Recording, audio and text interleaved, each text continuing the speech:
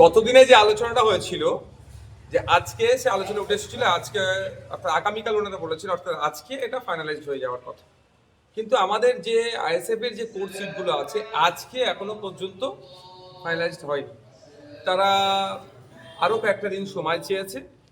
আমরা আমাদের অবস্থান ক্লিয়ার করে এসেছি যে আমরা প্রয়োজনে অনেকটা স্যাক্রিফাইস করতে প্রস্তুত আছি, সেটাও বলেছি কোথায় কোথায় আমরা ছাড়তে রাজি আছি, কিন্তু আমাদের কোর্ট সিট আমরা কোনো মতেই ছাড়তে পারবো না। দু একটা দিন টাইম চেয়েছে, বৃহত্তর স্বার্থের কথা মাথায় রেখে আমরা আরও কয়েকটা দিন অপেক্ষা করছি।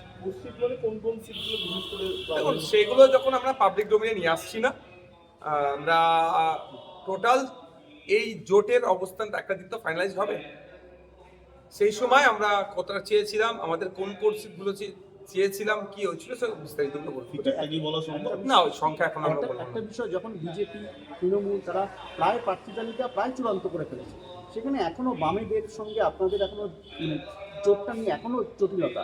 আমরা তো এসে গেল, হ্যাঁ, আমরা চাইছি স্পিড আপ হোক, কিন্তু আলোচনা তো থাকবেই।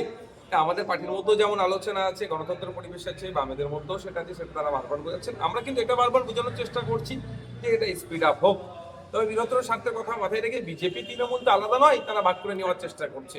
ঠিক যেভাবে 2021-এ এনআরসিসি এর ভয় দেখিয়ে পার করেছে, এবার এসআইআর এর ভয় দেখিয়ে পার করার চেষ্টা করবে। তো আমরা তো ওই রাজনীতি করি না, আমরা মূল্যবোধের রাজনীতি করি। মানুষকে শিক্ষা, স্বাস্থ্য, কর্মসংস্থানের যে বেহাল দশা বাংলা, তার পরিবর্তন করতে হবে। একটা শিক্ষিত ছেলেরা একটা চাকরি তুলে দিতে হবে। শ্রমজীবী মানুষের শ্রমের মূল্যায়ন হচ্ছে না, কৃষকরা উৎপাদিত ফসলের দাম পাচ্ছে না, হসপিটালে গেলে সরকারি ট্রিটমেন্ট পাচ্ছে না, আপনার স্কুলের টিচার না।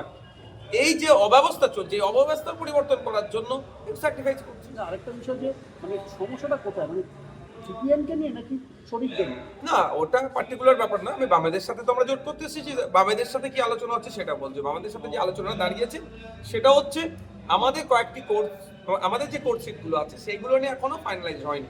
বাকি সিটগুলোর অনেক একটা অংশ ফাইনালাইজড হয়ে গেছে, বাকি যেটা আছে সেটার জন্য আমরা অপেক্ষা করছি। সেই সংখ্যাটা এখনো বলছি। কবের মধ্যে মোটামুটি আশা করতে? ওনারা একটা দুটো দিন টাইম চেয়েছে, আর কয়েকটি দিন টাইম চেয়েছে, হলেই হয়ে যাবে। তবে আমরা আশা করছি যে আমার এইটা 2 দিনের মধ্যে উনি করে দেবেন। আরেকটা বিষয় দেখা যাচ্ছিল, গতবার আপনারা যেখানে প্রার্থী দিয়েছিলেন ফরওয়ার্ড ব্লকও দেখা যাচ্ছিল সেখানে প্রার্থী দিয়েছিলেন, এরকম কি না? ওইগুলো তো হবেই না, এবারে হওয়ার কোনো প্রশ্ন আসছে না।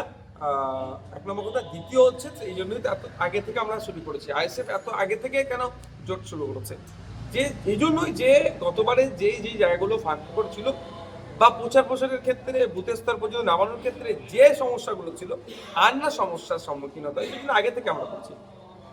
হুমায়ুন কবির বারবার বলছে যে তারা একবার এখানে আলিমুদ্দিনের সঙ্গে তারা আলোচনা করছে, কথা বলছে। অন্যদিকে আপনাদের কথাও বলছে যে আপনারা যদি চান তাদের সঙ্গে হাজির হতে পারেন। আপনারা কি ভাবছেন, এবং জোট নিয়ে এখানে মানে হুমায়ুন কবির দলের সঙ্গে এই আপনার জোট করতে পারছেন কোনো আলোচনা? দেখুন, আমি আমার সাথে বেশ কয়েকটি রাজনৈতিক দল, অনেক সামাজিক সংগঠন এই জোটে আসার আহ্বান জানিয়েছে। যারাই আমাকে জোটে আসার আহ্বান জানিয়েছে, আমি বামদের সাথে তাদের লিয়াজও করিয়ে দেওয়ার চেষ্টা করেছি, যে ওখান থেকে আলোচনা।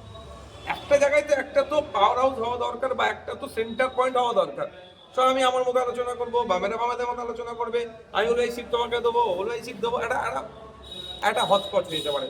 সেন্টার পয়েন্ট হিসাবে আমরা বামেদের দিকে করছি। তো সুতরাং যারা আলোচনা করছে বামেদের সাথেই করছে। দেখুন, সে প্রশ্ন তো অনেক থাকছে। এখন আমরা যে আলোচনাটা এখন বামেদের সাথে করছি, আগে আমার দিকটা ক্লিয়ার করে নিই। আমার সিট নিয়ে যে কোর্ট সিট নিয়ে যে মতভেদ হচ্ছে সেটা ক্লিয়ার করি, পরবর্তী পদক্ষেপ কি আছে সেগুলো বলবো। এখন আপনাদের আলোচনায় হুমায়ুন কবিরের দলের কোনো রকম না, আমাদের আলোচনা আইএসএফ এর আলোচনার মধ্যে। আইএসএফ আরো ভালো ভালো খবর দেখতে সাবস্ক্রাইব করুন বাংলা হান্টের ইউটিউব চ্যানেল। বাংলা হান্টের আরো খবর দেখতে নজর রাখুন। বাংলা খবর মানেই বাংলা হান্ট।